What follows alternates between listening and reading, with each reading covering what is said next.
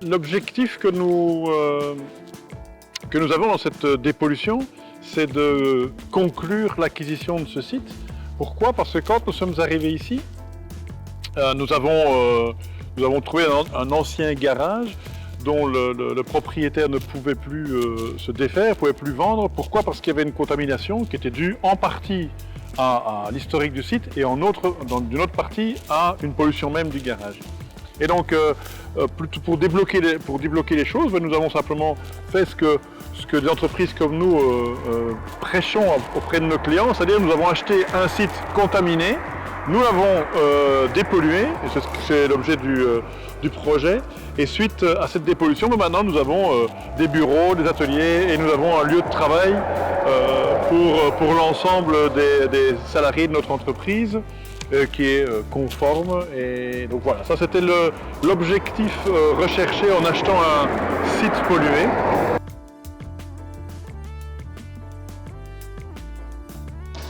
La zone de traitement a été divisée en 2 batchs de 45 brûleurs chacun. Le batch 1 qui est derrière moi a été terminé en environ 45 jours de chauffe.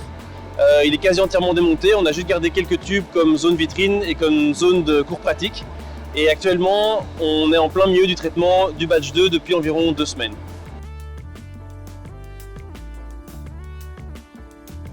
Les contraintes spécifiques de notre chantier ici à Nederoveren-Beek, qui sont donc au sein même de notre bureau, sont les suivantes. Nous avons une contamination en hydrocarbures C10, C40, des huiles minérales d'une concentration moyenne de 1000 mg d'hydrocarbures par kg de sol, répandue sur donc 100 m² et sur 5 mètres de profondeur. Nous avons décidé de traiter ces 100 m² en 2 batchs distincts de 50 m² chacun. Chacun de ces batchs sera composé d'une quarantaine de brûleurs. Ce sera donc au total presque 90 brûleurs qui seront installés pour traiter cette surface.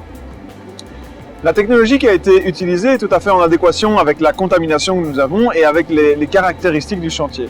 Nous avons sous nous 5 mètres de sol, de remblai et une fine lamelle de nappe car nous sommes à proximité directe du canal.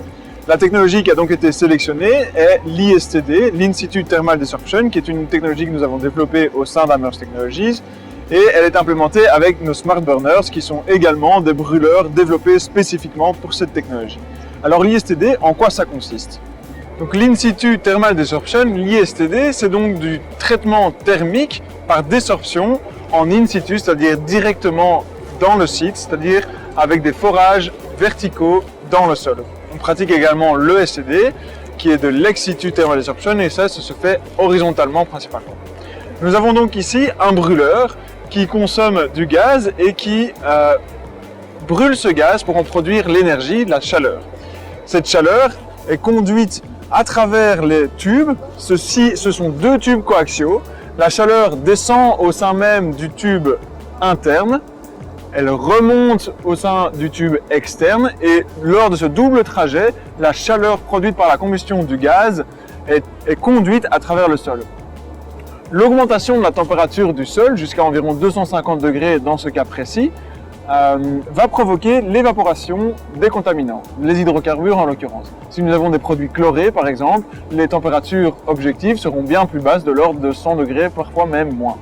Ici donc, une fois que la température de 250 degrés est atteinte, et ça s'atteint très rapidement proche du brûleur et moins rapidement au point froid, c'est-à-dire un peu plus loin du brûleur, les contaminants passent en phase vapeur et ils sont ensuite récupérés par des tubes vapeur. Ce sont des tubes ici qui aspirent constamment le sol et qui aspirent donc toutes les vapeurs qui sont produites. Les vapeurs d'eau bien entendu, mais aussi les vapeurs de contaminants. Ces contaminants sont donc collectés, font le trajet à travers ce flexible et sont renvoyés au sein même de la chambre de combustion. Cette chambre de combustion permet donc de brûler le gaz qui vient du brûleur, mais également de brûler les contaminants qui viennent du sol. Avec ce système donc de reburn, on permet d'une part d'éliminer les contaminants qui sont dans le sol et d'autre part de diminuer notre consommation en gaz car ces contaminants sont utilisés directement comme carburant.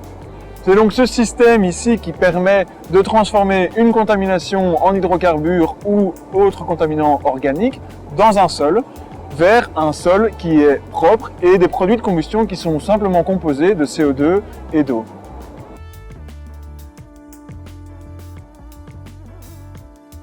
pour réaliser ce chantier, on a dû tout d'abord percer la dalle de béton avec une carotteuse, ensuite faire les forages jusqu'à 5 mètres de profondeur, en partie avec une fusée et en partie à la main pour extraire la terre du trou.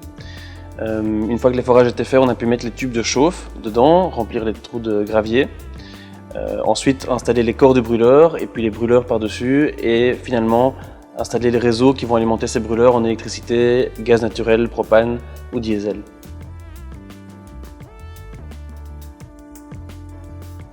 Lors de nos différents projets, il est important de mesurer toute une série de paramètres. Le monitoring que nous mettons en place nous aide à comprendre comment le batch commence à être traité et quand est-ce qu'on doit l'arrêter, quels sont les paramètres sur lesquels il faut varier. Le paramètre le plus important que nous mesurons est bien entendu la température. Chacun des brûleurs a un thermocouple qui permet d'enregistrer sa température à un moment T. L'ensemble de ces températures sont envoyées vers les box ici et sont renvoyées vers un système d'ordinateur de traitement des données. On mesure donc non seulement la température de chacun des brûleurs, la température de combustion, nous appelons ça, mais aussi la température au sein même du sol. On a donc des thermocouples qui sont placés à différents endroits stratégiques au sein du batch et à différentes profondeurs. Ils nous permettent donc d'évaluer l'évolution de la température au sein du batch à un moment T et permettent de faire de toutes sortes de graphes et de calculs sur l'évolution de la température et sur l'optimisation de la chauffe. Le deuxième paramètre qui est très important pour nous, c'est la dépression dans le sol. En effet, comme les vapeurs sont constamment aspirées afin de ne pas avoir de fumée et afin de traiter l'ensemble des contaminants, on doit s'assurer que la pression dans le sol est toujours négative. Il s'agit de quelques millibars, mais néanmoins c'est crucial. On a donc différents endroits également stratégiquement positionnés sur le batch afin de pouvoir monitorer la pression, la dépression dans le sol. Et il est possible d'avoir des alarmes quand la dépression passe un certain seuil afin d'ajuster correctement la dépression dans le sol. La troisième série de paramètres que nous monitorons, ce sont les gaz de combustion. À la cheminée, nous avons un système de monitoring qui nous permet d'analyser les gaz de combustion en CO2, en CO, en CH4, en produits de combustion. Et nous avons également évidemment la température et les pressions. Donc c'est un ensemble de paramètres qui nous permet non seulement de rester dans des conditions d'émission légales et donc ne pas renvoyer des crasses à l'atmosphère, ne pas dépolluer le sol pour simplement polluer l'atmosphère, mais aussi ça nous permet d'ajuster et d'optimiser notre chauffe.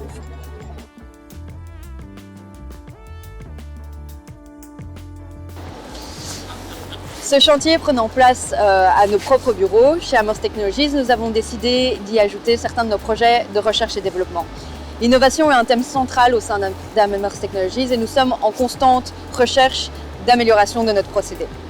Notre moteur principal, c'est la diminution de la consommation énergétique de nos installations.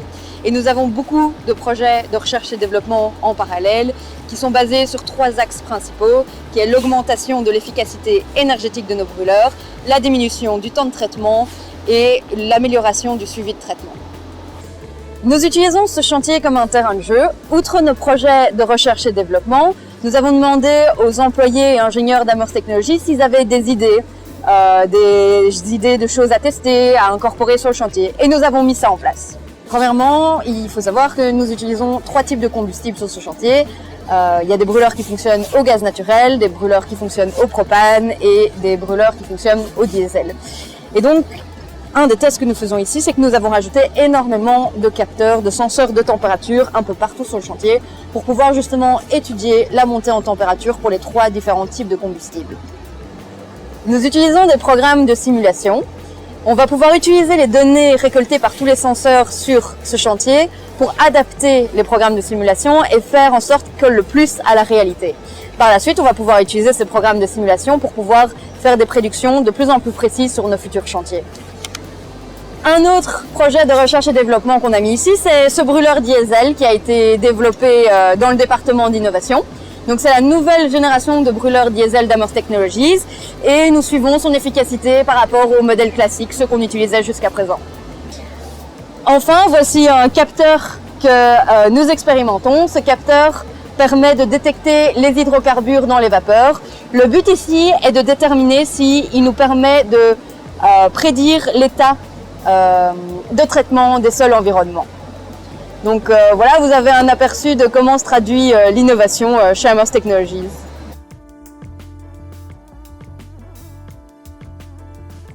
L'utilisation future du site, c'est une utilisation mixte. Donc nous avons déjà d'ailleurs commencé l'utilisation du site en tant que bureau. Une partie du site est occupée pour l'ensemble de nos salariés.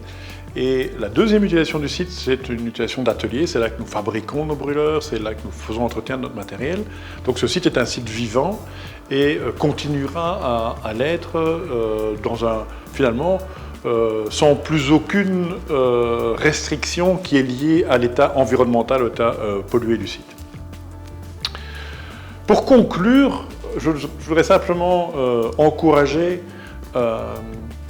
tout le monde et tous ceux qui cherchent à se développer à ne pas négliger des sites qui sont pollués, à ne pas considérer que la pollution du site est un frein à leur développement ou est un frein à l'acquisition de ce site. Regardez ces sites. Aujourd'hui, il est possible de dépolluer rapidement à un coût fixe avec un résultat certain et donc de retirer cette épine du pied et de vous permettre de choisir et de prendre des sites qui sont en fait déjà complètement développés, qui sont construits, qui sont reliés et qui ne doivent donc plus faire l'objet que d'une dépollution. Mais les techniques actuelles vous permettent de le faire sans encourir un risque important et de le faire dans un délai vraiment très rapide. Et je voudrais en profiter aussi pour remercier les autorités de la région bruxelloise, parce que le cadre législatif de la région bruxelloise nous a permis de faire ce genre d'opération. C'est grâce au fait qu'une ordonnance existe qui permette à un acheteur potentiel d'acheter un site pollué, de cadrer la dépollution, de savoir exactement quels engagements il ou elle reprend, que ça nous a permis tout simplement d'y aller, de faire la transaction, et d'avoir un vendeur satisfait, un acheteur satisfait, et finalement la région satisfaite aussi, parce que ce site maintenant, il est dépollué et il est remis dans le circuit économique.